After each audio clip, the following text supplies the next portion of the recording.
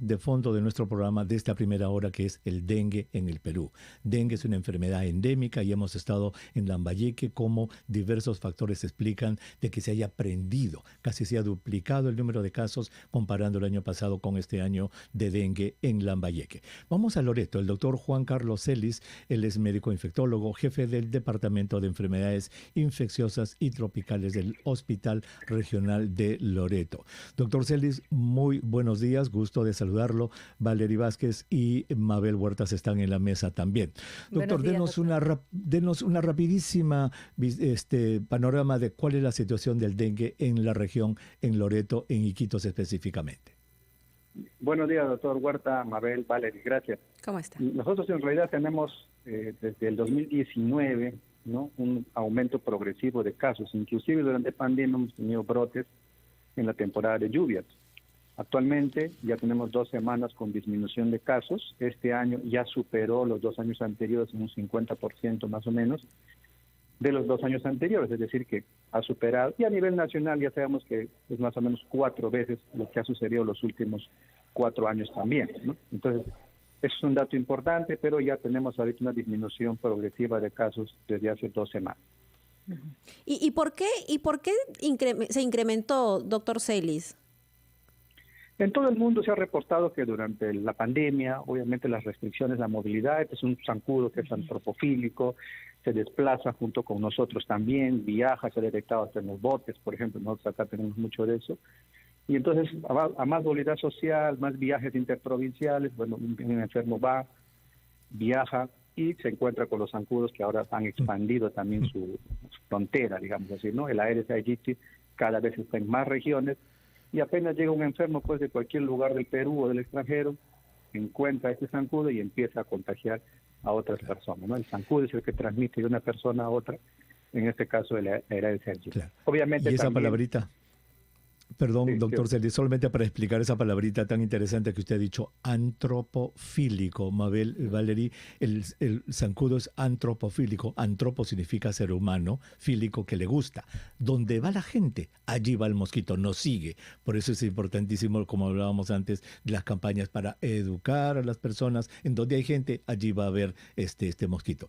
Siga, doctor. Entonces, digamos, pero mire, en Lambayeque sucedió lo contrario. Durante la pandemia han tenido menos casos que ahora. Así es. Digamos que en las regiones donde prácticamente son la selva, básicamente este virus está asociado a la temporada de lo que nosotros llamamos nuestro invierno, que son, ¿no? Pero en otras regiones efectivamente necesita que se traslade de un lugar a otro, es decir, que vayan un enfermo de otros lados y vaya llevando, digamos, juntos a veces también el zancudo, y como ya en el vector a veces circulando, de repente se prende, ¿no?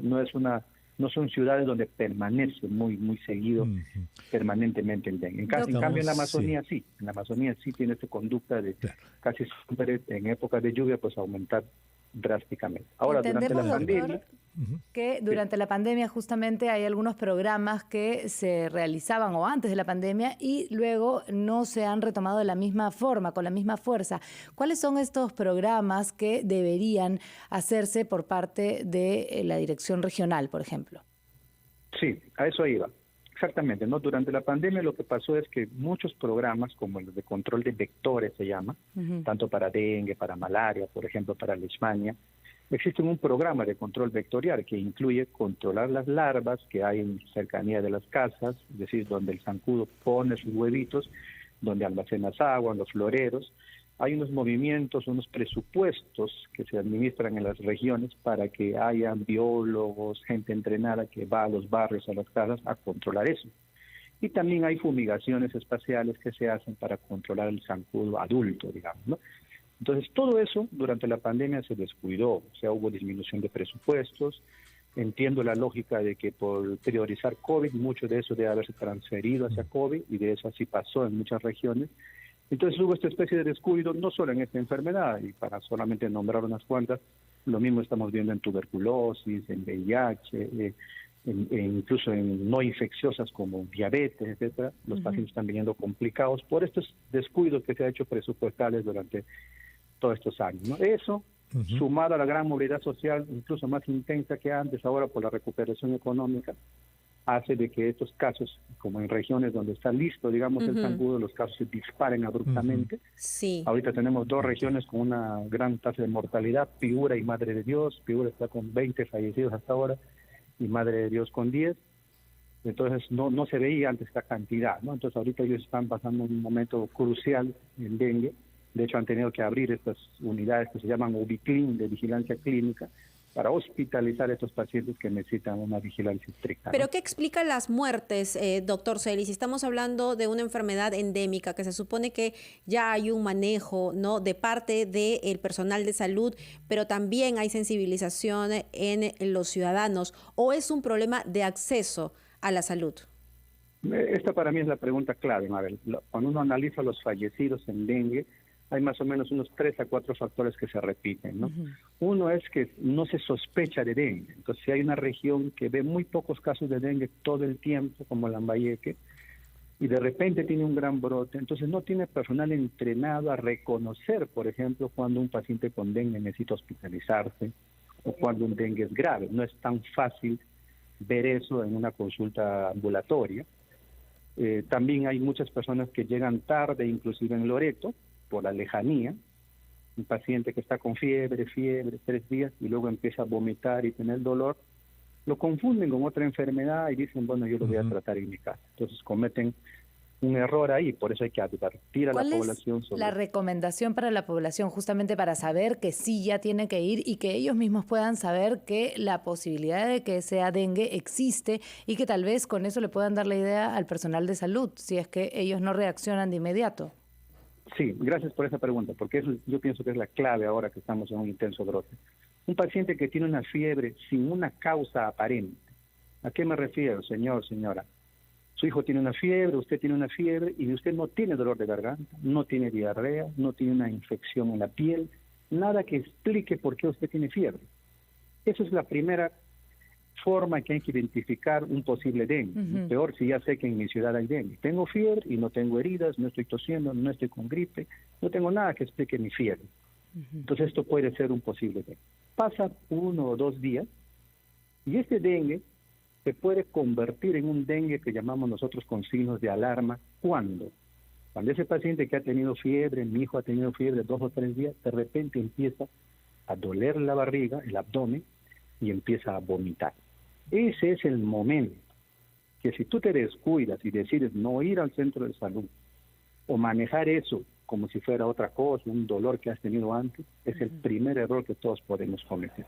Porque ese dengue se está convirtiendo en un dengue con signos de alarma y después en un dengue grave si es que no se corrige a tiempo. Entonces, y no es la deshidratación el problema, ¿no es cierto? Esos vómitos, ¿qué pueden hacer? Claro, lo que pasa es que el dengue lo que hace es saca agua en la barriga, en el abdomen. En esa fase que se llama fase crítica después de 3 días de fiebre, el agua sale en la barriga y causa un dolor. Y si encima vomitas, como tú dices, el paciente se deshidrata. Cuando ese paciente no le ponen una vía, es en la vena, no le reponen esa cantidad de líquido que está perdiendo en el abdomen o vomitando, es donde ese paciente, que era un dengue leve al inicio, se convierte en un dengue grave. Por eso es que el paciente que no llega a tiempo, se pasa 8 horas, 12 horas vomitando con dolor, se convierte en un dengue grave y ya es bien difícil manejar. Doctor Celis, tenemos solamente 30 segundos para terminar la entrevista. Estamos viendo, y nuestros televidentes están mirando cuando fumigan en la casa, eso que es el sentido común, quizá por eso la gente tiene miedo, porque se echa bastante de esa sustancia química en la casa. En 30 segundos, por favor. Número 1, ¿qué sustancia es la que se usa para esto? Y si tiene efectos en la salud humana ese material que usan para fumigar. Ya, estas fumigaciones son básicamente insecticidas que se han usado piretroides antiguamente, malatio se está utilizando actualmente, que está dirigida básicamente al adulto, al zancudo adulto. Lo que quiero aclarar es que estas fumigaciones, bien difíciles que controlen la epidemia, mientras usted en su casa tenga un florero con zancudos, con huevitos, con larvas. Pero no hacen daño a la salud humana, me refiero, ¿no es cierto? No hacen daño a la salud humana. Muy bien. Obviamente ese concepto, la fumigación siempre se protege, ¿no? Ese concepto era el importante. Doctor Juan Celis, muchísimas gracias por haber estado con nosotros en el programa. Gracias a usted, doctor Huerta, Mabel. Gracias, doctor. Vamos a ir a